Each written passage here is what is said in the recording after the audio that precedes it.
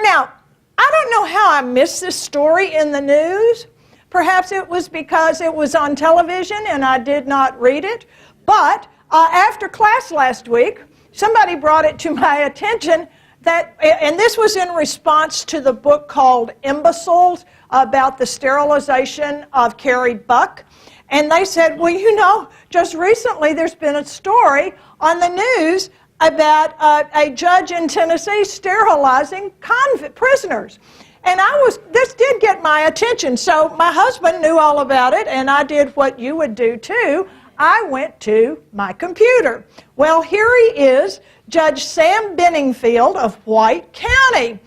And he was offering parole to prisoners in the White County Jail, that's Sparta. He was offering parole to male prisoners if they would undergo a vasectomy. And I thought that was a very interesting thing. There's all manner of stuff now on the internet about it. You too can...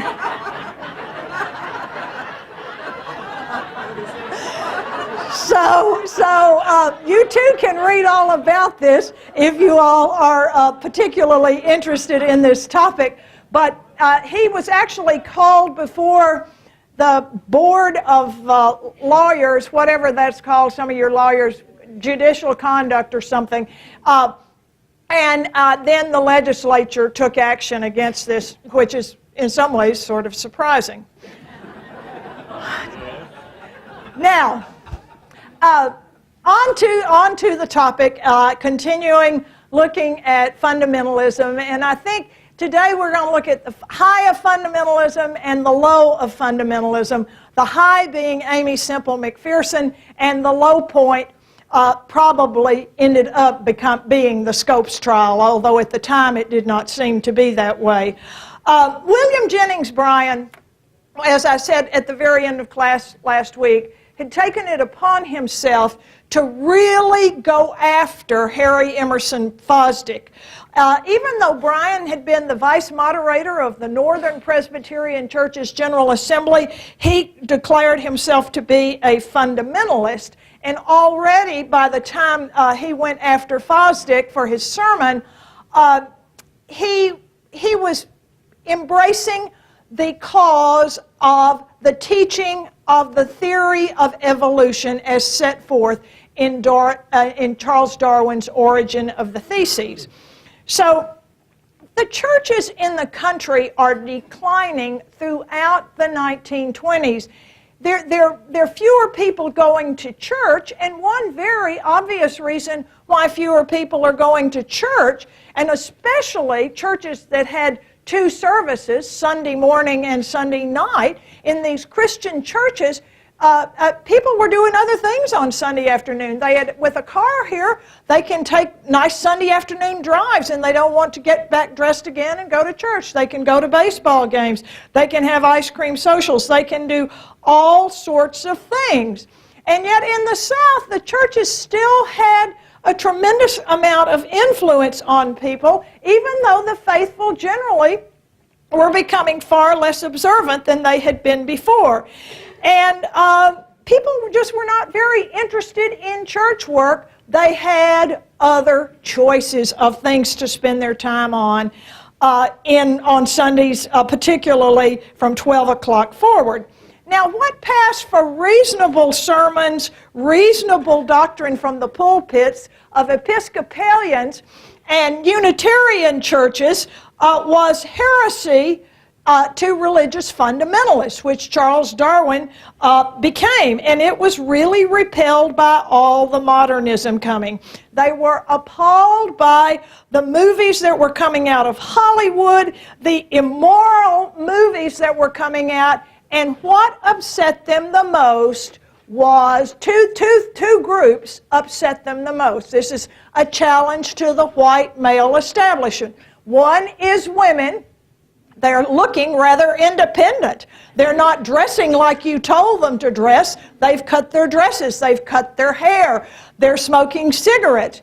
And African Americans, those who had joined these various organizations in the South, are now beginning to see that they have opportunities too, and particularly the Harlem Renaissance. As the ideas from the Harlem Renaissance trickle south, you're going to see African Americans in the South saying, something's going to have to happen here. We demand equal justice. So those two things really upset the establishment, particularly in the South. It was a threat to everything. And you saw that last week when we talked about how the KKK grew and what kinds of people joined the KKK.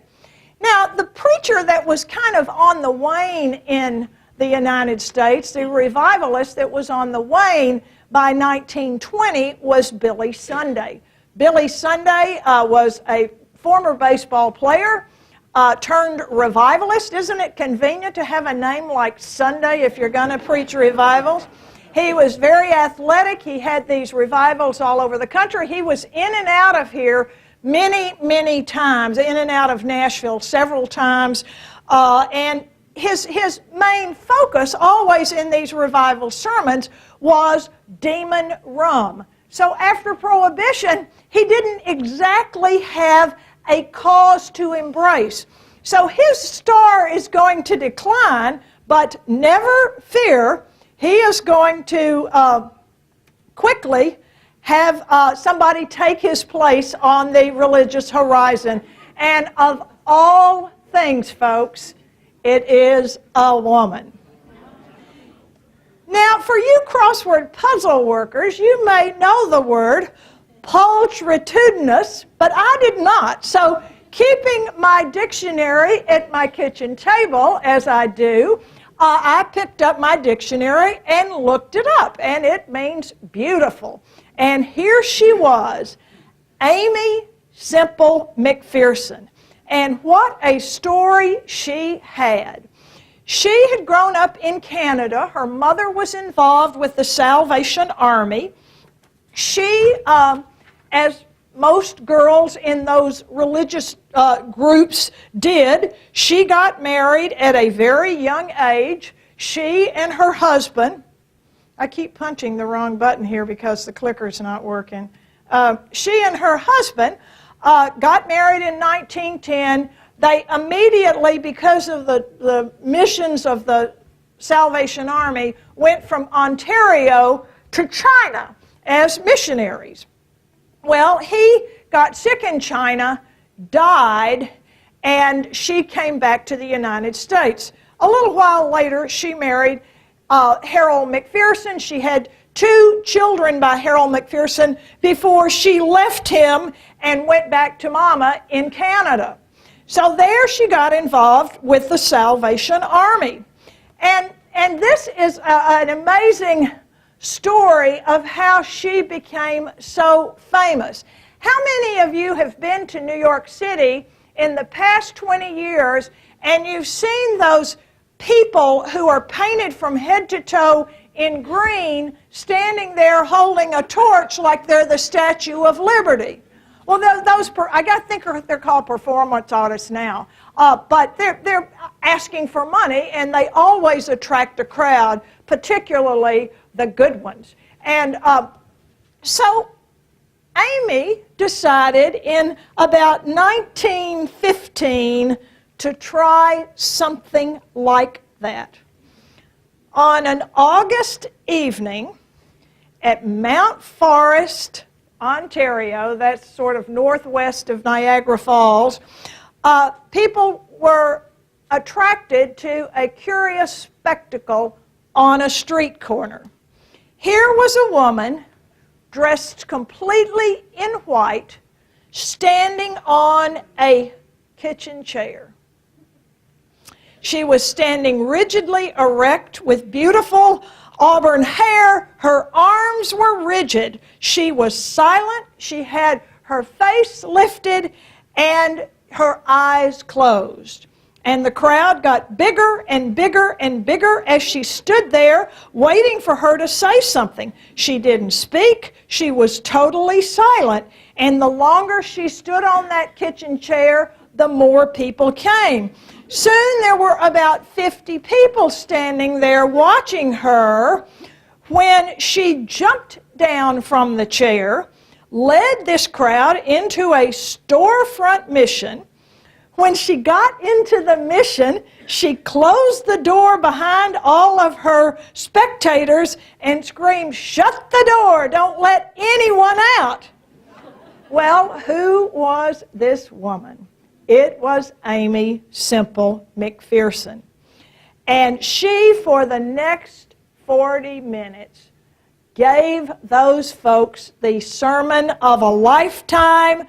They were exhausted. Whether she was or not, I don't know. But she quickly became very famous. Now, she had been born on a farm. She was a farm girl, but she was involved with the Salvation Army. And her mother was a smart woman. Her mother saw opportunities here. So with her mother as her manager, they loaded two children in a car, and AIMEE began preaching revivals. And thus her career began. And she was quickly news wherever she went, and she drew a very good, big crowd simply because of the novelty of the whole thing. So I'm going to be doing this all day. She preached up and down the New England coast all the way down to Florida. She continued preaching, but when she got to California, she said, "Oh, is this a beautiful place? I really love it here." So she was packing people in at her revivals, and her mother was collecting the love offerings, and things were doing well. By 1920, AIMEE Semple McPherson was a spectacle to watch, and she was bringing in crowds in the droves. So while she's doing all this traveling, she's sort of beginning to create her own theology. And her theology becomes known as the Foursquare Gospel. And she called herself a full gospel preacher. I don't really know what that means, but that is what she called herself when she developed this Foursquare Gospel. And the Foursquare Gospel was hinging on, guess what? 4 things: salvation through Jesus, a belief in the literal infallibility of the Bible, divine healing, and a belief in the second coming. So, Jesus is coming, be ready, was kind of the motto that people took away from there. And, she also was pretty well read in the Hebrew Bible. She particularly liked the book of Ezekiel, and, she took the signs that Ezekiel was reading as actually being signs of the coming of Jesus, the man, the lion, the ox, the eagle. And so she tied all of this very tightly together and eventually created a religious denomination, the Foursquare Churches, and it is still quite prominent today, particularly in parts of Africa. It has really spread and taken off. And all of these revivalists, I guess they're kind of like teachers in a way. The more you do it, the more you practice. And, practice, you finally kind of figure out how to do it, or you quit, one or the other. I'm not sure which. But she got a lot of practice in while she and her mother were out with the kids. They soon got rid of the tent. They were able to rent auditoriums, lecture halls in towns, and she's now well-dressed. They give up the car. They start riding the train, first-class tickets. They are doing well. She did this sort of barnstorming all over the United States. Then she went to New Zealand and Australia, where she held revivals. She took advantage of the airplanes, dropping leaflets out of the planes to announce that she was coming. And she soon is preaching not just in auditoriums, but in big arenas. But she had decided that Zion was in Southern California. And that is where she wanted to be. So with her mother's smart business management, every nickel was saved that they could raise out on the circuit to build a temple there in what she saw as the land of milk and honey. And she was determined to do it. And she arrived there in 1921, and she never really left after that. Here's her four-square gospel. That's the symbol. There's a lot on the internet about these churches, present tense, not just the history of this. And I love that picture of her and her children in the boat heading to the lighthouse. I just love that. The conversion of an old car. But she was quite an entertainer as well. So as things progress, she is able to raise enough money to build her own megachurch in Los Angeles. Now, I admit I have never been by this church. Have any of you who know Los Angeles well know where this is? It still exists. I don't, but I'm going to find it the next time I go to California for sure. I just want to see what it's all about there. I mean, it is an enormous building, the Angelus Church there, and services continue there. Now, this building opens January 1st, 1923, and it was as much pageant as it was anything. There are, of course, trumpets. You know, you're going to have trumpets blaring when you get to the pearly gates. So there are trumpets, golden trumpets playing. It will hold over 100,000 people. It is as big as any football field, and it cost over $1 million to build.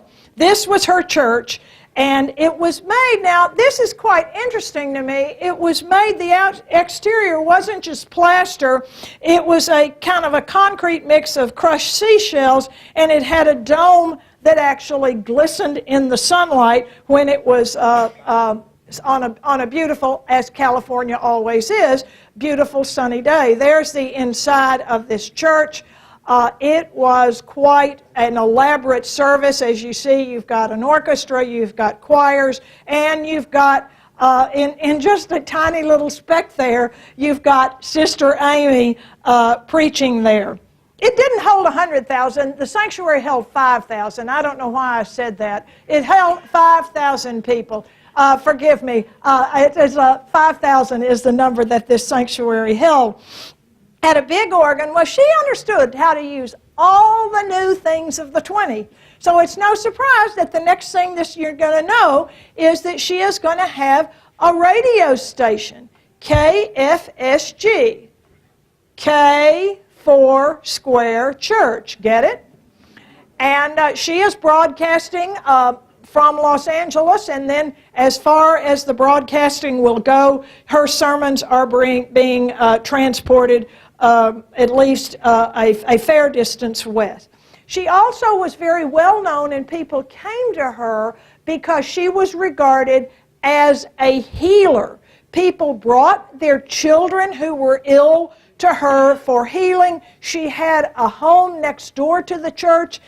She seemed to always have her doors open there for healing. People really flocked to see her. Now, in looking through the Tennesseans, the first time I found her name mentioned was late in the year when this ran in the Tennessean. And she may have been mentioned in there before this, but I could not find it. But I found this to be quite interesting. An actual wedding had taken place there. She had had a play of the biblical story of Boaz and Ruth.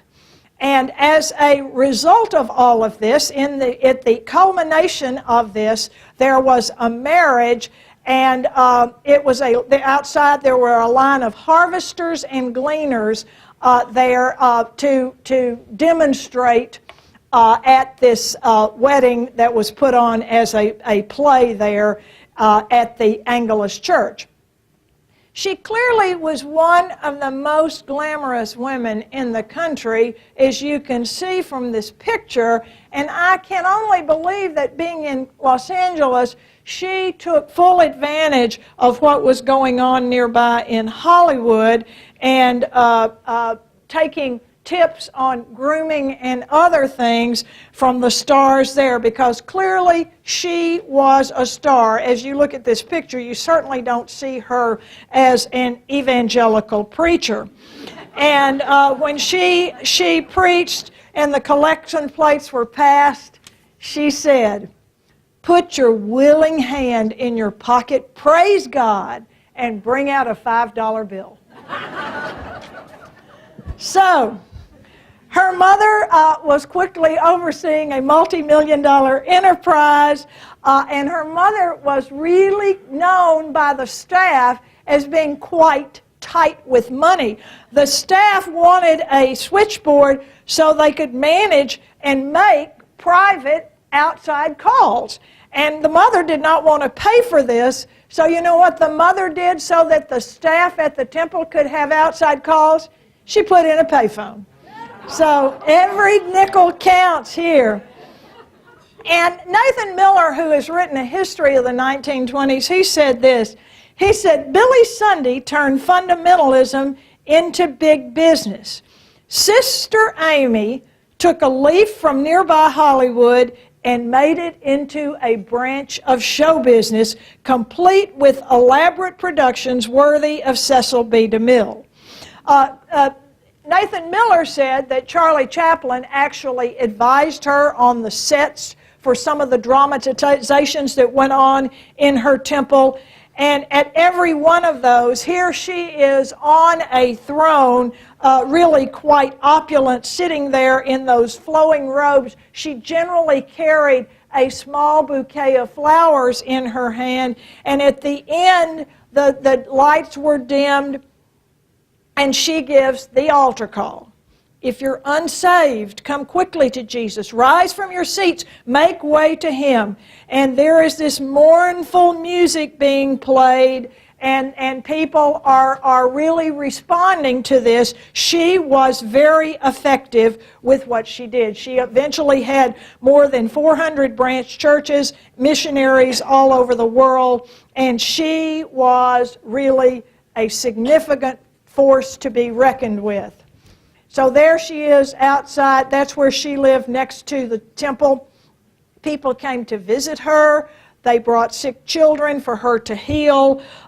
People saw her as quite an amazing, supernatural person, clearly anointed by God, doing God's work, which is quite a stretch for people who really are nervous about women. When you think about this, it's really quite a stretch for them.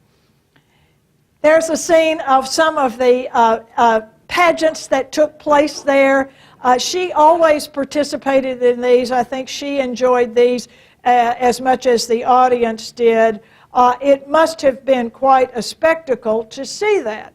Now, things are going well. It's been open for 3 years. She's on the radio. She's very, very popular and very well known. So in the spring of 1926, she and one of her assistants decide it's a beautiful day, let's go to the beach. Now, this is where the story gets really, really interesting. She and her assistant go to the beach, and AIMEE realizes that she has forgotten something. So she sends her assistant back to get whatever she left behind, and she stays alone at the beach. The assistant came back. AIMEE is gone. Immediately, the word was she has drowned. Her body is out to sea. People are out in the Pacific Ocean in boats trying to find her body. Her mother seems to be the rather calmest one of the crowd. Her mother's, saying that she's with Jesus and da-da-da. And her mother is accepting this far better than her followers are accepting this. Their stories for days and days and days in the national newspapers, because here is this person who was at the height of her significance, and she has now vanished. Well, she suddenly reappeared about 6 weeks later. Now, she had a story when she reappeared. She had said that she had been kidnapped while she was on the beach by some people that she certainly did not know. They, of course, were from Mexico. In other words, they were not good, wholesome Americans. She said their names were Steve, Jake, and Mexicali Rose. They held her down in Mexico in prison, imprisoned as a hostage, I guess I should say, for over a month, and then she escaped miraculously from them. It took her 13 hours, but she walked back to civilization. The faithful rejoice because now they're saying she has arisen from Gethsemane. She has had her own resurrection here. And the stories of this were quite bizarre. She had been tortured, and yet she looked terrific. You know, she had on new clothes. She didn't have on her swimming clothes. And, you know, even the most fit person walking 13 hours in the heat is not going to look so good. So people were curious about this because when she was found, she was fully clothed in an elegant outfit, including her corset. But there was no trace of the kidnappers. So intrepid Americans go down to Mexico trying to find the hut, trying to find the kidnappers, and they never found a trace of these people. So needless to say, the faithful believed what she said, but this created doubters. And the doubters had a field day making up stories as to what had really happened to her. Some said that she had gone away and had an affair. There she is in the hospital. She had gone away, and she doesn't look sick, but I'm not a doctor. Some said she'd gone and had an affair with her radio engineer, and his wife confirmed that he had been gone for a while. He was not at home for a while, and witnesses said, well, they saw him, Armistead, her radio engineer, with a woman that looked sort of like Sister AIMEE, but he said, oh, that was somebody else I was with. That doesn't get him out of trouble at home, but still it's saving his job, I suppose, with AIMEE. So finally, the district attorney of Los Angeles, Asa Keys, brings charges against her, hauls her in before a grand jury, accuses her of obstruction of justice because of this kidnapping story, and she defiantly maintained that everything she was saying was true, and this whole story was a media circus. It was everything reporters could ask for on a slow news day: sex, religion, mystery. Reporters were pouring all over the place, and they're not going to have any more fun than they had the year before here in Tennessee at Dayton. So this kidnapping and her showing up all took place a year after the Scopes trial.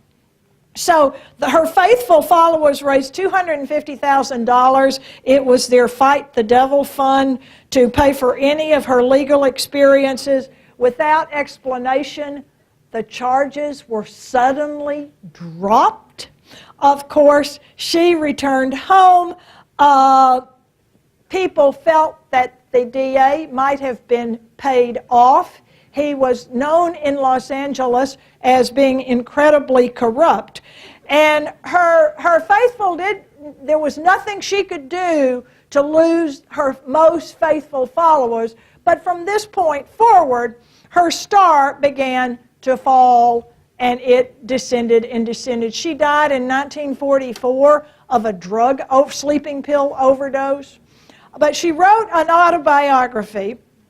And finally, as you know, the New Yorker is going strong, and Dorothy Parker, one of their most intrepid columnists, wrote a column about Sister Amy's disappearance, resurrection, and it was in response to Sister Amy's autobiography, and when she explains all of these miraculous things that have happened to her.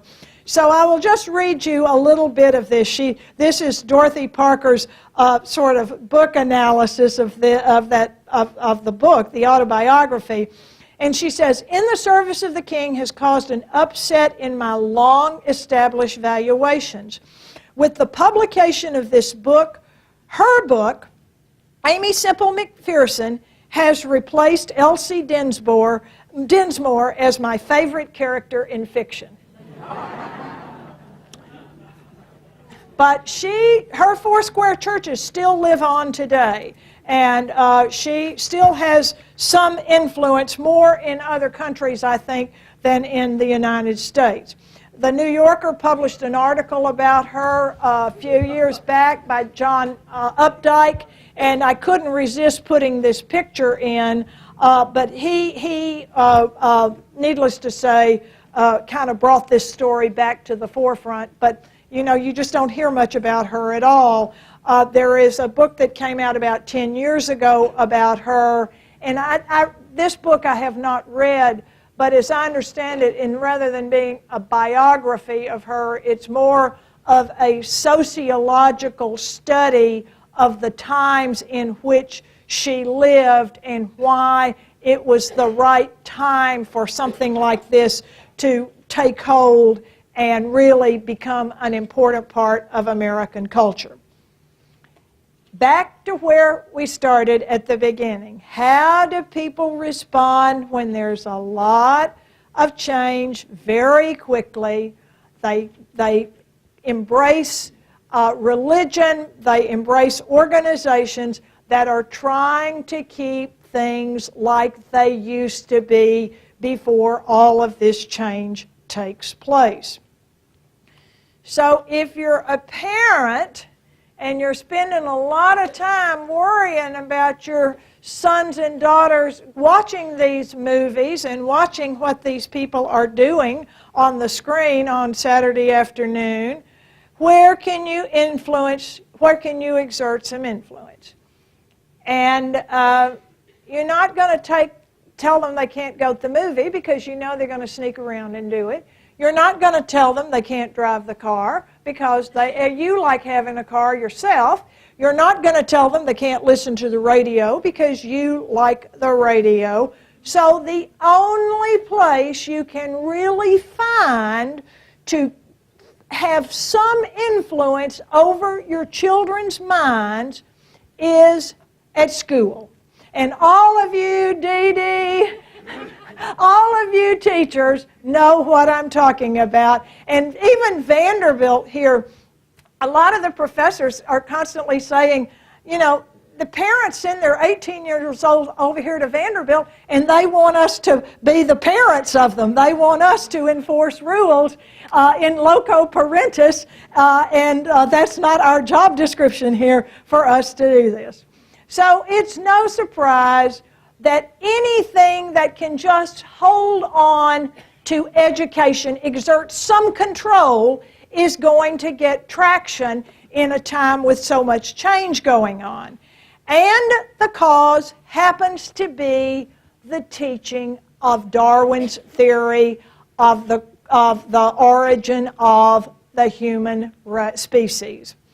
Now, it's not, I would argue that it wasn't so much that these parents really were outraged about Darwin's teaching, which after all, the origin of the species came out before the Civil War, something like 1859. It was not hot off the press in 1922 or 23 in Tennessee. It had been around for a long time.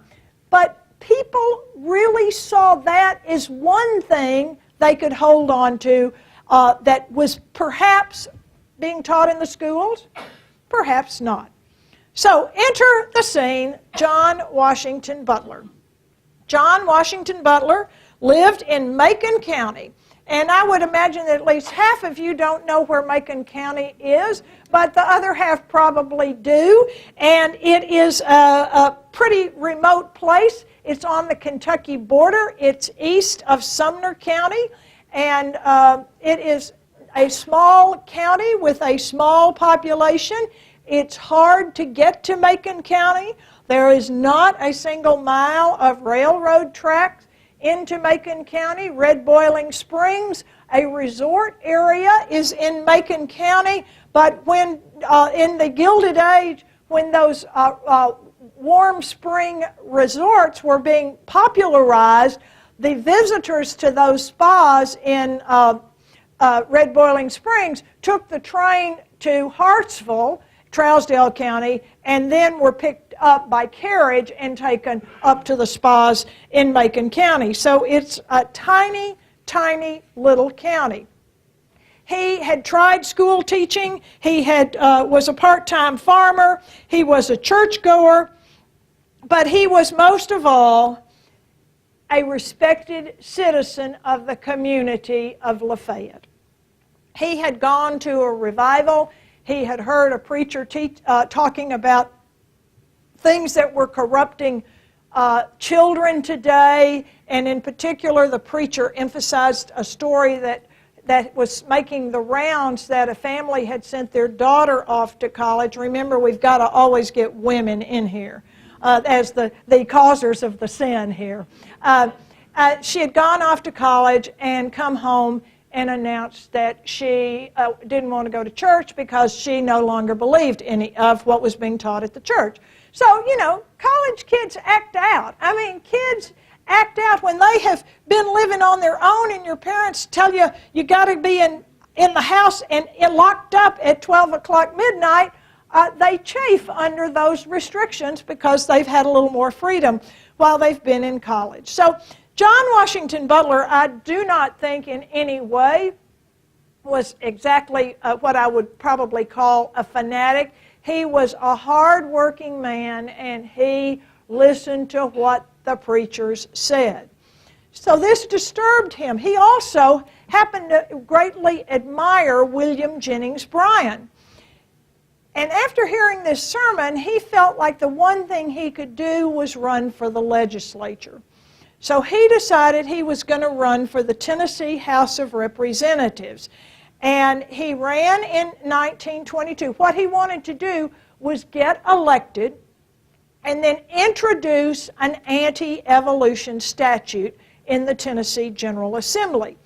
And so that was his plan. He got elected in 1922, comes to Nashville when the next session opens in 1923. But, you know, being from a rural place and not really ever having watched the legislature in session, he was overwhelmed by everything he saw at the legislature. So he did not get his bill introduced, but he decided he would run one more time in 1924, and this time he would know the ropes at the legislature, and he would get this anti-evolution statute introduced, and the momentum of it would be easy enough to get it passed. So that was precisely what his plan was. He comes back to the legislature in January 1925. He is reelected in November 1924. It's the same election that Calvin Coolidge was elected president in his own right, and Austin Peay was elected governor of Tennessee for a second term. So he comes back, and he's really, the legislature has been really conditioned for this, because there's more and more being said about the teaching of evolution, and particularly this book, Civic Biology. There is Charles Darwin. Charles Darwin had studied, he was Scottish, he had studied for the ministry and yet his book is being really reinterpreted in a very interesting way in the 1920s here. Now, the election that year was on November 4th, and a revival started in Nashville, Tuesday, November 4th. A big 6-week revival started in Nashville on Sunday, November 22nd, with none other than Billy Sunday. He came to town. His followers had built, you know where the May hosiery mill it used to be, that whole new development over there, 4th and Wedge, it's not Wedge, Chestnut, 4th and Chestnut, yes, that people built him a tabernacle. The Billy Sunday Tabernacle was built there for him to do this preaching in, and the Tennessean ran lots of ads about it. He was heavily supported, and I can't imagine 6 weeks of services here. But this was, you know, he still had to preach. I mean, so he preaches, now that Demon Rum has been defeated, he's on to evolution and a lot of other things as well. The businesses in that part of Nashville couldn't run enough ads in the Tennessean. It was a big bonanza for the people who sold ads, because I love this one. There's a laundry over there, and cleanliness is next to godliness. The proverb is especially applicable at this time, for Billy Sunday has built his tabernacle next to our laundry. Visit us when you attend a meeting. It's a pleasure to show you through. So everybody wants to ride Billy Sunday's coattails, even though he's kind of on the decline here. And, you know, people really embraced what he had to say. We need to be more godly, and we need to do what we can to be more godly. So the Tennessean, after he had finished his revival in December, and this is during the debate at the legislature on the Butler bill, the anti-evolution statute, a woman wrote a letter to the editor of the Tennessean, and this is right here in a nutshell. This is a glimpse of my work right here. I get so taken with a letter to the editor from somebody I have never heard of before that I will spend 20 minutes reading it just to find out what she was actually saying. But here is one quote that I thought was really quite interesting. The moral welfare of our youth is in jeopardy, and we cannot afford to close our eyes and ears to conditions as they exist today. I have been a continuous subscriber of the Tennessean for 7 or 8 years. I like the paper, but the Sunday advertising section has become more a suggestion of evil that I cannot allow my children. It's so suggestive, I cannot allow my children to even look at it. So she's writing the Tennessean editors to say, clean up your act, folks. You've had this revival, and now you're back in your old ways, accepting ads of things that I don't want my children to know anything about. So this is at the time when the Butler Act, as it becomes to be known as, is being debated at the General Assembly. An act prohibiting the teaching of evolution theory in all the universities and other public schools in Tennessee. All it's saying is you can't do it. So that's what the thing was saying.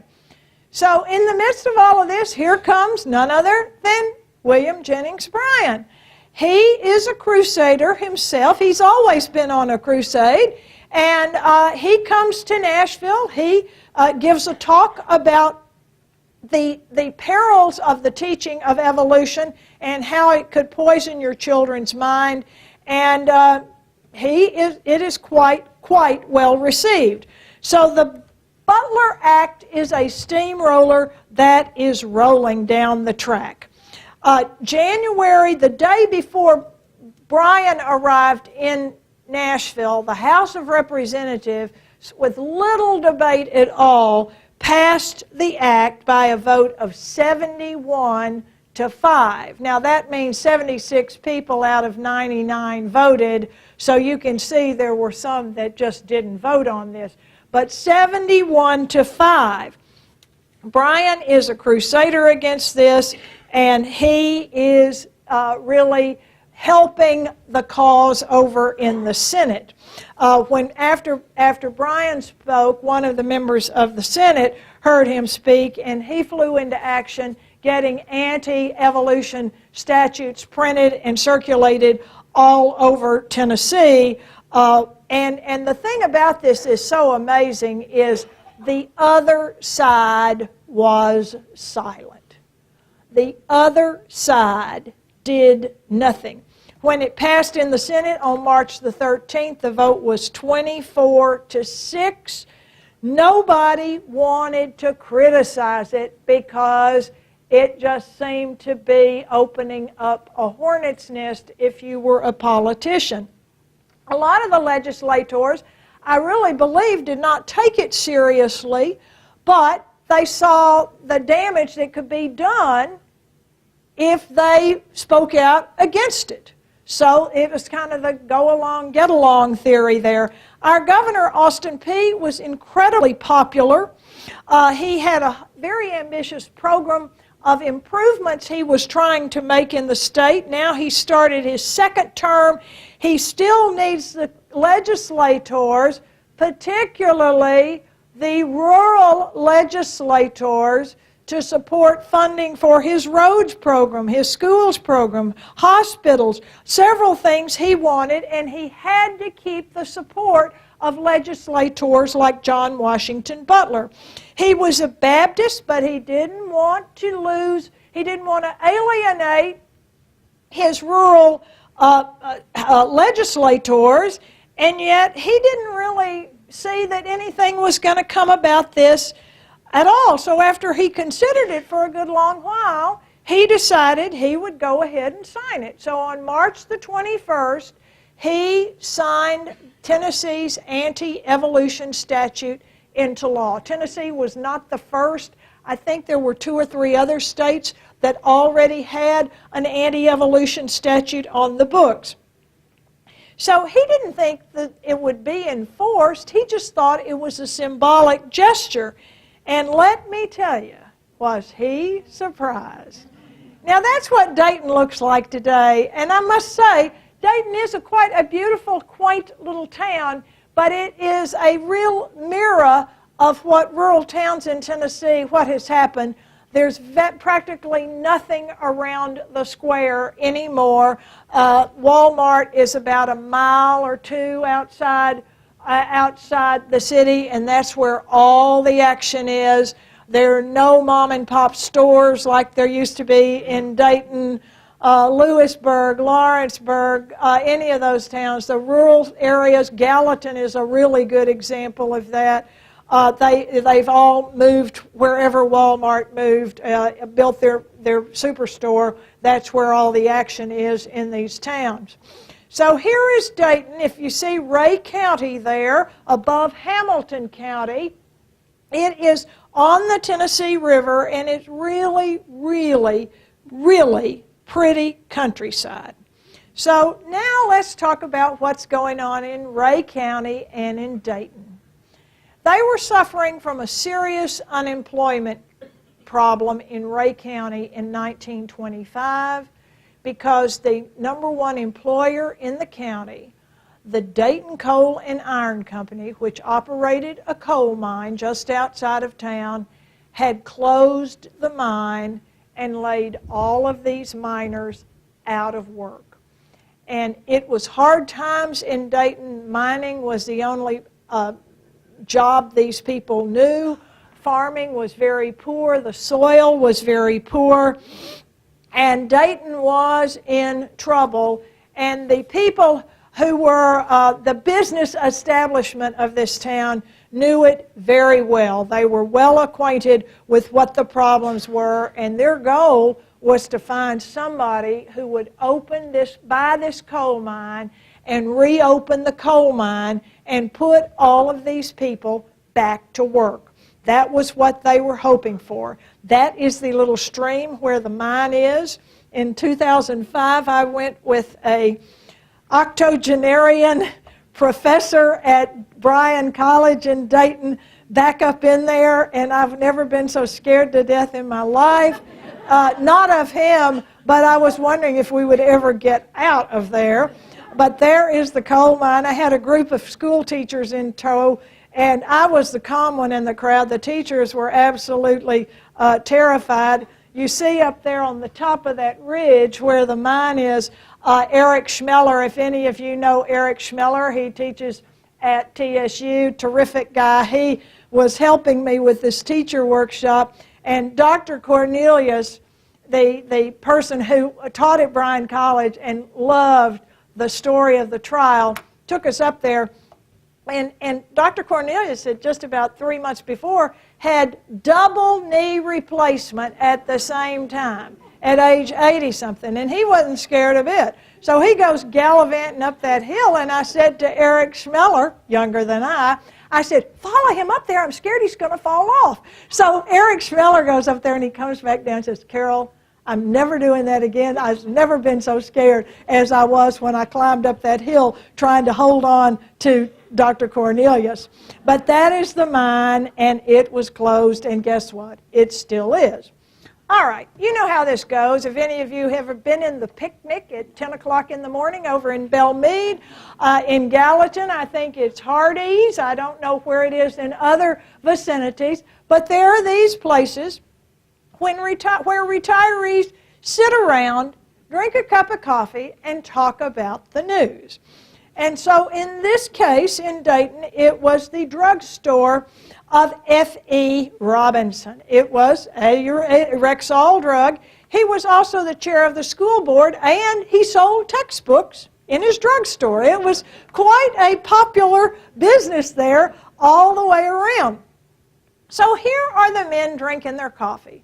And George Repellier, who is an engineer by training, he has married a woman from Dayton and moved to Dayton. He's kind of an outsider in this picture. He's sitting there drinking coffee, and he had read in the Chattanooga newspaper that if any teacher in America was arrested for teaching evolution, a fairly new civil rights organization, the American Civil Liberties Union, ACLU,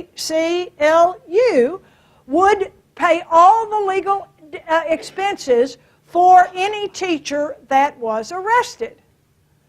Well, what does that have to do with unemployment, a drugstore, men with not enough to do, and the drinking of coffee? Well, what if we had a teacher arrested? We would be in the national news overnight.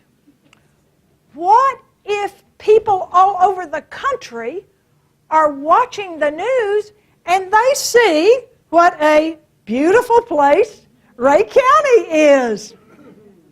They will surely, some investor will surely see opportunity in Rhea County mining and will buy the mine and put people back to work.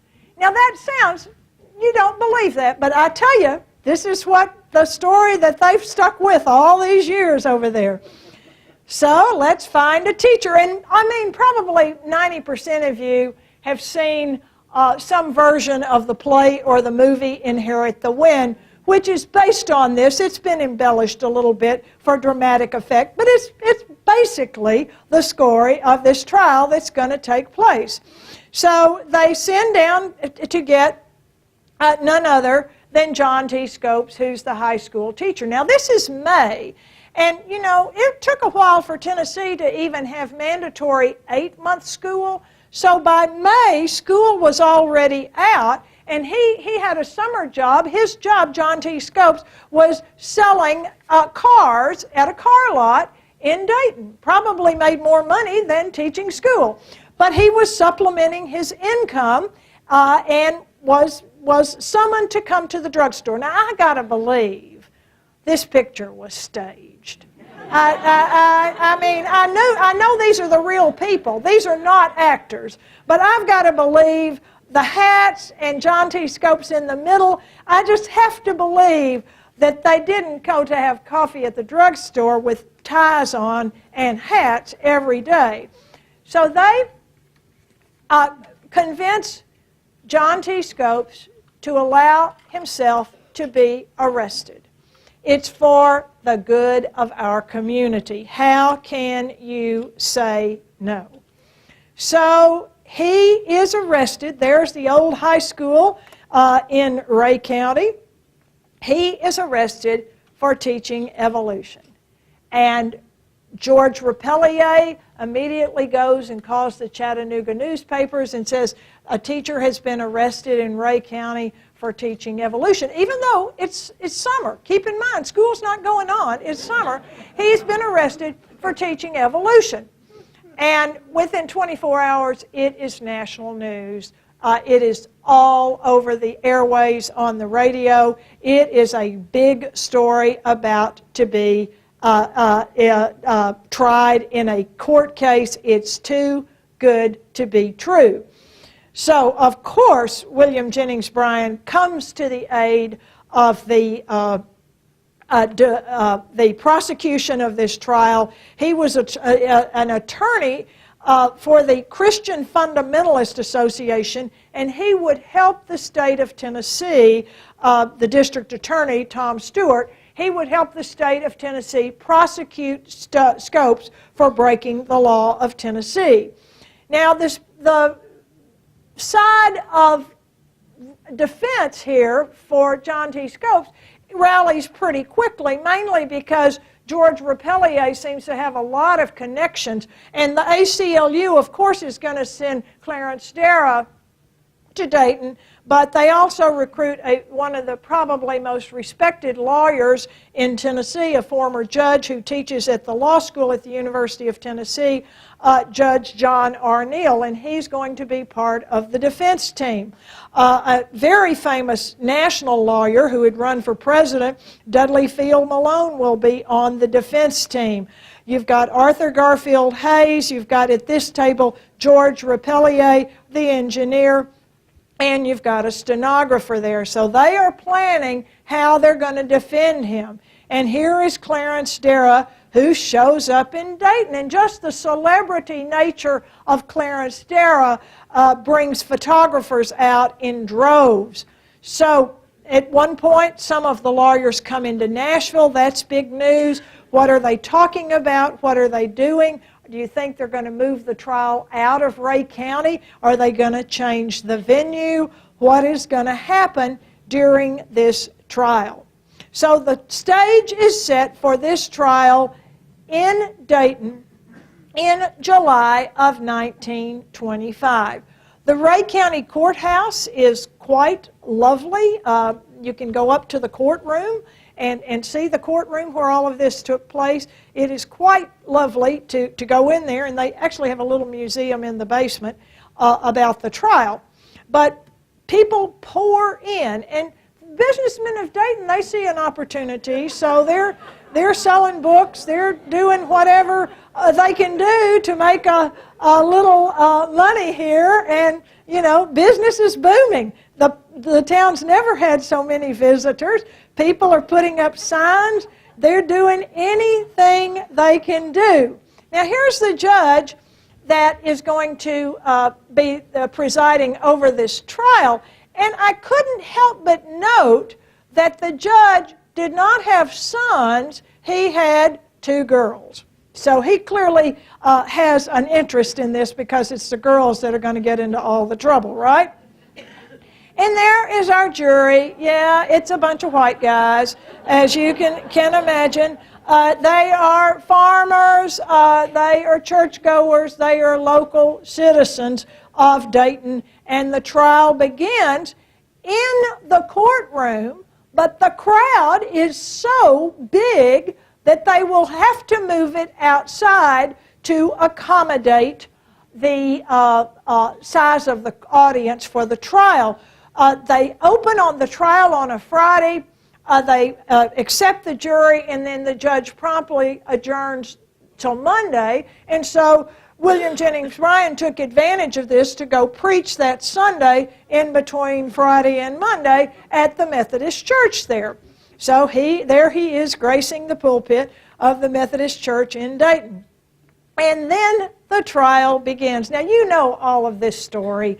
There are scientists who are there. About 70 scientists came to testify for the defense. But, of course, the judge would not allow them to have scientific testimony because the trial is not about evolution.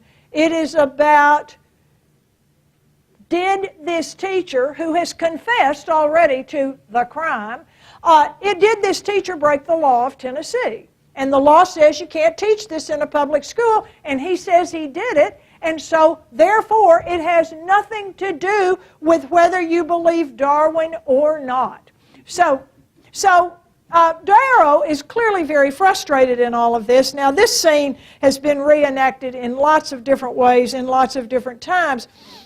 But he will finally decide that he is going to ask if he can call a witness on the Bible, and the witness that he calls is none other than William Jennings Bryan. And this is where things, in my personal opinion, become rather tragic.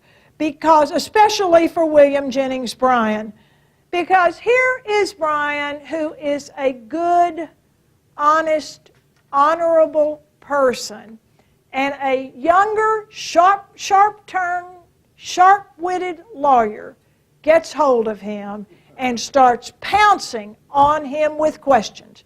And you know, I tell my students, who many of them are very conservative, as I've told you before, I say, you should never put yourself in a position where people can make fun of your faith. And I really do believe that. If you should not put yourself, let your ego get the best of you so that you say, oh, I can straighten Clarence Darrow out, because I can assure you, you can't.